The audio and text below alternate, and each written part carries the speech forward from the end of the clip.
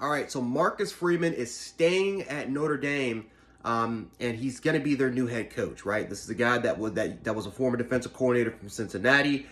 Then he left to go to Notre Dame for a little bit of a higher paid job. Obviously, we all know with the Brian Kelly departure, but Marcus Freeman now is the head coach, and he's officially, I think he's the youngest head coach in Notre Dame history at 35. So that is very, very huge if you are a Notre Dame fan. You have someone that you know. You have someone that the players already respected from day one. You have someone that recruits you have someone that recruits that recruits look at as kind of I wouldn't say a father figure, but maybe as a mentor. They look at him as a guy that can develop him and potentially get that person to the NFL. So Marcus Freeman is a respected coach. And I feel like, again, you have someone that knows the program inside and out. You have someone that's been around the players. And you have someone that he was going to get a head coaching job anyway, right? He was one of the best assistant coaches in all of college football. And to pretty much have that young man stay at Notre Dame, because, again, he could have went to Brian Kelly, right? I guarantee you that Brian Kelly I actually think he actually did offer him a defensive coordinator position or maybe an assistant coaching position at LSU. And I guarantee you LSU was ready to pay a lot of money for Marcus Freeman. So this is very good for Marcus Freeman that he was able to get that potential opportunity.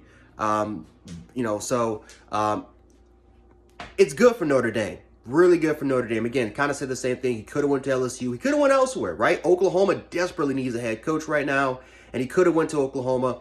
But he decided to stay at a program that he knows. He already knows there, right? He's already established relationships with players right now and players that he's been trying to recruit as the defensive coordinator. And now, again, the only difference is that he's going to be doing it as a head coach and not an assistant coach or defensive coordinator. So this is a very good hire for Notre Dame, getting one of the youngest and best assistant coaches in all of America, and to pretty much have that young man now become your head coach. This is a very smart move for Notre Dame.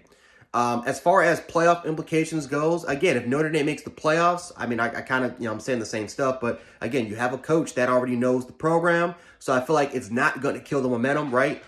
Even though for the most part, Oklahoma, you look at a program like Oklahoma and Notre Dame, you can make arguments that the program has been killed in those particular ways, but now that Marcus Freeman has been hired, the momentum I think is back on.